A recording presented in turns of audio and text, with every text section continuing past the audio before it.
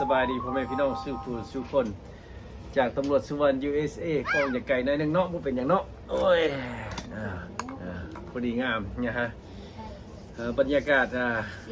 เปลี่ยนบรรยากาศมื้อนี้พ่อแม่พี่น้องว่ามือไปนอนนั่งอยู่ในบ่เนาะวันนี้มันนั่งอยู่นอกพี่คือว่ารอมือมันเป็นยังไงมันเลี้ยวเทื่อนี่ก็ได้แล้วอย่างก็ได้ละพอดีนั่นเลย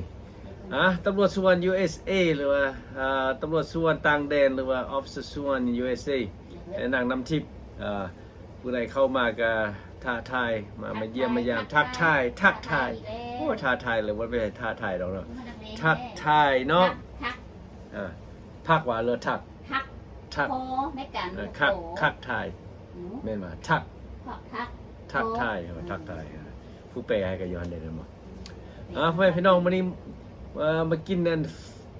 ข้าวปุ้นน้ำไก่ใส่หน่อไม้เนาะเราจะมาจุ่มบ่ได้เฮ็ดให้เบิ่งนะพ่อแม่พี่น้องเพราะว่าไปการมาเงี้ยเฮ็ดเรียบเลยแม่เงี้ยเฮ็ดแล้วไปการเงี้ยเฮ็ดแล้วล่ะบางเทื่อมาเฮ็ดกูเทื่อกันนั่นว่าพ่อแม่พี่น้องก็บ่อยากเบิ่งเนาะเรื่องเฮ็ดเวียกเฮ็ดการเลยนำมาก็สิมากินข้าวนำกันซื่อๆเลยเห็นบ่คักบ่นี่น่ะคักบ่ให้น้องเพิ่นน่ะปลาที่โตเบิ่มเลย Waterfur นะ Waterfur I want everybody to come eat together and have some fun.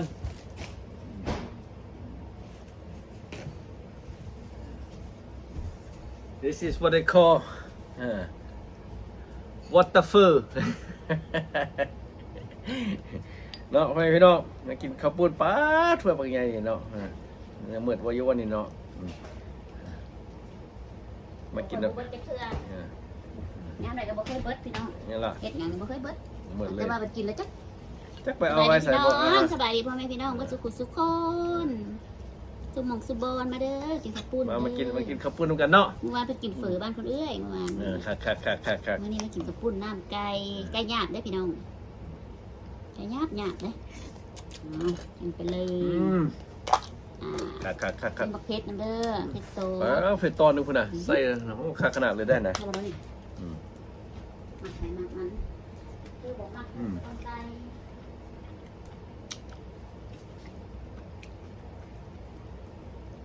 อยากหนาวน้อยนึงพี่น้องเดียวนี่หนาวพ่อแม่พี่น้องเบลลี่นาวมากินน้ำฮ้อนด้วยพี่น้องบ่เป็นน้ำกาแฟนะน้ำฮ้อนเย็นไล่ตัวเมียตัวใหญ่ก็ดีบ่คักสวัสดีครับน้ำตาลน้ำจะขึ้นมาแค่แม่จะเห็ดกับคุณน้ำไก่ที่กลัวเฮ็ดหยังเอาไม่ได้กินเนาะเฮ็ดจังเลยเมื่อวานนี้กินเฟิร์มนี่กินข้าวปุ้นขอบใจ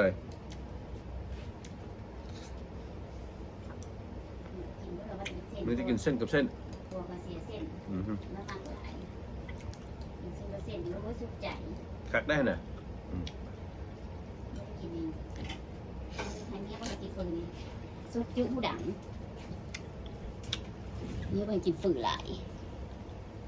ไม่ได้พี่น้องเลยกินน้ำกันแซ่บจุดคักเลยฝืนข้าวปุ้นผัวก็ข้าวปุ้นมันมีเยื่อทั้งลุมซื้อไม่ได้หลายพี่น้องเยื่อบักปีเยื่อปีวะเอาเมียซอยมันอันนั้นสีขาวเยื่อบักปีแล้วขาวๆนะมันมีอย่างเดีมีบักปีเฮ็ดบักปีมันมีสักไม่ได้ขึ้นว่าสิเฮ็ดเนาะมันไปขึ้นมาอุ้ยมันมีอันนั้นอยู่เฮ็ดอันนี้กินก่อน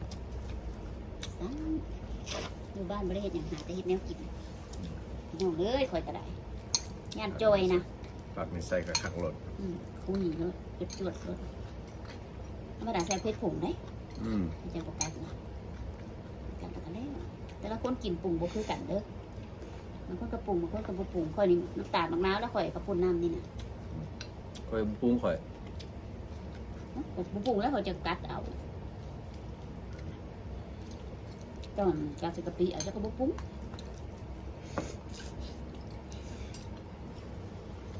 พี่น้องแซ่บๆฮ้อนๆก็คัก2 คนคือเก่าพี่น้อง คนงองแงงงอง เปลี่ยนบรร แง ยาง กาศออกมานอก กลัวว่าหนาวมีว่าพอดี อือฮึใส่ฮีทต่อไฟได้แล้วอย่างงี้บ่มีฮีทอยู่นอก ต้นไม้จนตายดับเบิดปีกายนี่ แม่นล่ะ เหลือยังลืม บ่เหลือหยังเลยหมดปีนี้คือสิอยู่ได้ดอกว่ามีฮีท ตารางไปแล้วสบายบ่ได้มีหยังหลายต้นไม้ยังจักปีเหลือใจมันตายปีกายนี่ตายเบิดต้นสำคัญค่อยก็เลยจะเหลือแต่ต้นบ่สำคัญ ใส่อยู่นอกกันแล้วเนาะ เอากะปิเข้าไปแซ่บจังเลย อือฮึ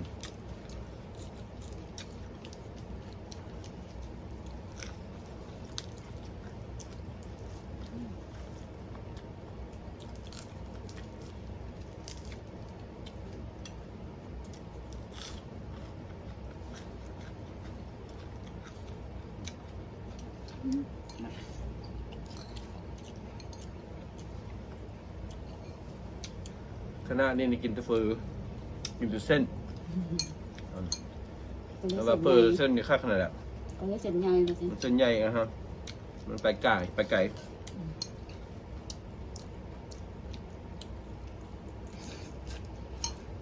คือกระปุ้งตาสวดพี่น้อง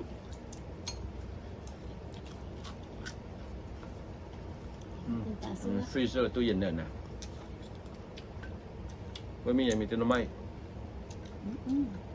ตัวนี้ทั่วไปดิ โอ้ยเพื่อร้อนหน่อยตัวนี้ทั่วไป มี วะ ต้มมีขนมมีสลีมีซีนอันนั้น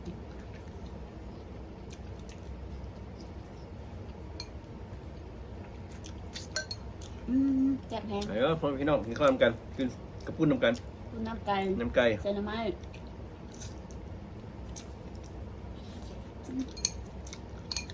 กะปิใส่หอมฮะ บ่ได้เห็นกันเกิดที่หนึ่งแล้วเนาะ แซ่บจุดสวดพี่น้อง subscribe ก็ยังเหลือแต่บ่ไปบ่มาจึ้งอยู่อืม ยูทูบเป็นวะ นี่แหละ YouTube น่ะ มันเป็นอย่างพี่น้อง พ่อแม่พี่น้องกันนะแกเข้ามาหรือบ่ ตัวก็เข้าไปได้กับนี้เนาะ อือฮึ บางคนก็เข้าได้บางคนเข้าไปได้ก็คือของเพิ่นนั่นแหละมันคือเขายังเข้าไปได้ของเพิ่นก็ได้เขาก็ต้องได้ซ่าอินบ่แม่นบ่ แม่นละ มันไม่ได้เสมอไป เป็นหยังเข้าก็ได้บ่เข้าก็บ่เป็นหยัง เบิ่งเอาก็ได้เนาะ บ่ได้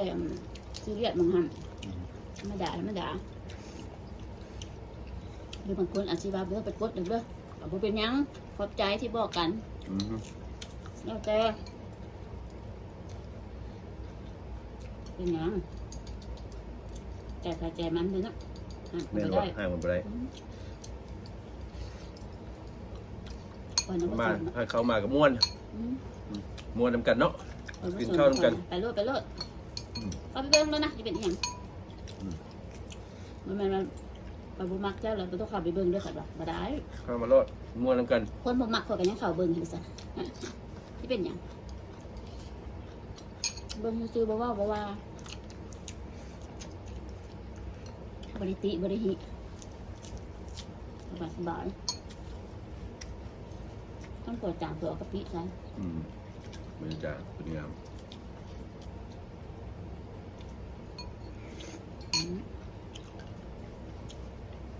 อันนั้นปุ้งมันแบบมันเป็นขอด อืม น้ำมันบ่แดงนะพี่น้องเพราะว่าบ่ได้เฮ็ดน้ำกินเพื่อสุขภาพ เนี่ย มะพร้าวเพิ่งกระป๋องหม้อ5 บ้านพวกเอาหน้า อายุแก่แล้วต้องทุกสิ่งทุกอย่างก็ต้องเพื่อสุขภาพหมดได้ผมให้น้องเวลาอยู่ต่างประเทศก็มาเบิ่งสุขภาพเนี่ย ต้องได้ ดู หัก แล ษา ตนเอ แล้ ง วมั รั น ก มา ษา เองมันเด้ ไม่ละ ไอ้มันความดันเบาหวานมันสวนกันมากกว่า มันมาเป็นหมู่เป็นตัวเสื่อมกันมาได้อันนี้ก็ได้อันได้ความดันแล้วก็ความเลือดสูงนั่นแหละเลือดสูงกับเบาหวาน ไขมัน ไขมันนั่นน่ะ มันสวนกันมา ส่วนกันมาเป็นตัวผมเองน้องมันธรรมดาเลย เราก็อยากมีมือนะเป็นอย่างโรคเบาหวานก็บ่เป็นนะยุกแล้วมันตี ว่าอยู่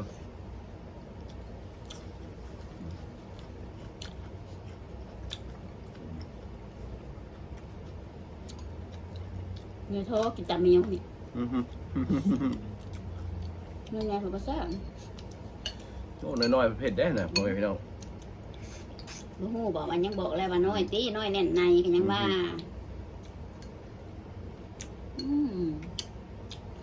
จนน้ำไม้สุดยอดพี่น้อง ค่าขนาดเลยมาเด้อมาเด้อมาเด้อ ก็เลยแล้วกันเด้อ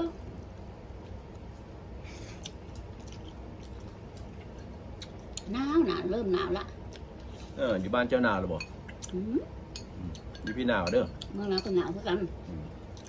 ลูกจ๋ามันหนาวแม่มันนี่ผู้ห่มอยู่บ่ลูกผู้ห่มกาคนกับบ่อยู่นี่ปวดหมอนผู้ห่มแต่กับผู้ห่มบ่อุ่นเท่าผู้ห่มกาคนนะพี่น้อง ไม่หรอก กาคนนี่อุ่น ขนาดเลย อุ่นจนร้อนมันเป็นไก่ธรรมดาได้นี่ไก่หยาบได้เนี่ย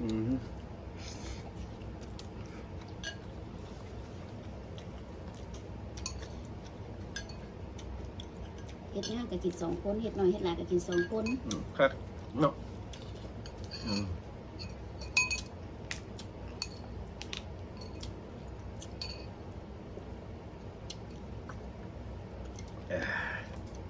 ยูอเมริกาเข้ากับน้ำบวแค้นบวอย่างไรต้องกินมันต้องเลือกเองนะพ่อพี่น้อง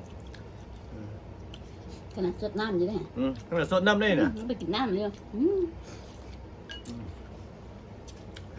ผมเป็นธรรมดาได้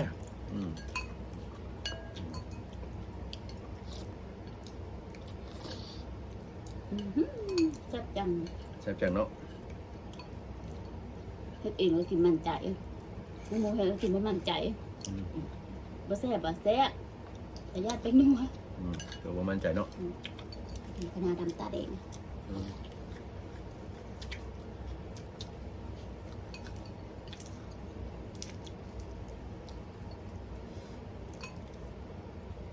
กับเพชรผงก็จะแซ่บกินได้เป็นกับเพชรผงมาน้ำตาลจบข้าว อากาศดีๆสิพาไปกินเข้าอยู่นอกซานอยู่ซานแล้วล่ะนอกบ้านซานก็แล้วล่ะขอโทษนะอันนี้ครับพี่น้อง เมื่อไหร่ ก็หลายเราบอกเป็นสั้นแหละ ก็จะบอกงั้นกินบ่ให้เว้า โอ้ยว่ากินเจ้าชายเนาะโอ้ยเนาะลงกันไป มีจบเมียปากมันเป็นผู้ดีเลย ผู้ดีบุคักแล้วกินเสร็จมันจะค่อยแซ่บกินแบบบ้านนอกเขาแบบบ้านนอก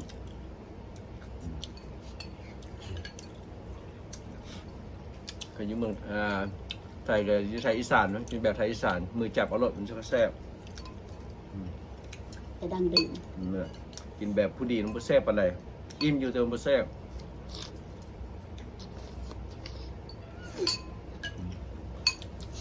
อันนี้น้ำบ้านด้วยเนี่ยเอาสู้ดูบ้านว่านปะ บ้านไฟเมีย ไฟปะคักได้เลย นี่ตาย คัก ผู้ใดเป็นกระเพาะนะบอกเอาไหม ผู้ใดเป็นกระเพาะกินว่านไฟเด้อ ลองเบิ้งเด้อ ลองเบิ่ง ลองต้มน้ำบ้านไฟกินลองเบิ้ง ผู้นี้กินเลยเพิ่นก็เป็น ผู้ กระ นี้เป็น เพาะ จะเป็นสาวจนทอดเท่า บัดมากินว่านไฟแล้วมิดจัดเลยอะไรพี่น้องเจอกันธนาเนาะนี่ก็เกือบมื้อแล้วนี่ก็ได้มาหน่อยนึงเจอกันธนาขอบใจที่เข้ามากินข้าวแรงนำกันเนาะอยู่สหรัฐอเมริกาออฟฟิศส่วนนำทิปน้ำทิพย์คนงามน้ำกิน งานจนหัวฟูหัวสบายมากเลยนอนเมียแล้วหัวฟูหัวฟัด พักผ่อน ก็จะเป็นวิน ปัวเฮ็ดเวียกยี่นอกเลยเมียยี่ให้ยี่ไหนเจอกันท่าหน้าพ่อแม่พี่น้องขอบใจทุกคนที่เข้ามาส่องกดไลค์กดแชร์กด subscribe ให้เนาะจากตำรวจสุวรรณและนางน้ำทิพย์สหรัฐอเมริกาจอร์เจีย